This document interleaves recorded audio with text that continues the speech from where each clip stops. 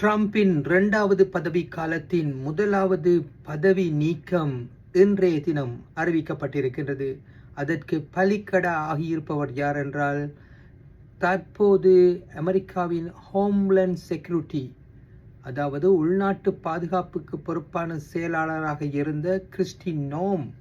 ஏன் இது நடைபெற்றிருக்கிறது என்றால், கிறிஸ்டி நோம் தலைமை தாங்குகின்ற இந்த ஹோம்லேண்ட் செக்யூரிட்டி தான் அமெரிக்காவிலே இந்த சட்டவிரோத குடியேற்றவாசிகளுக்கு எதிரான கடுமையான நடவடிக்கைகளை மேற்கொண்டு வருகின்ற ஐஸ் எனப்படுகின்ற இமிகிரேஷன் அண்ட் கஸ்டம் என்ஃபோர்ஸ்மெண்ட்டுக்கு பொறுப்பாக இருக்கின்றது. அவர்களுடைய செயற்பாடுகள் கடுமையான கண்டனங்களுக்கு உரித்தாயின. குறிப்பாக அவர்கள் 2 பேரையெல்லாம் கொலை செய்தார்கள், பல பேரை சுட்டு கொண்டிருந்தார்கள்.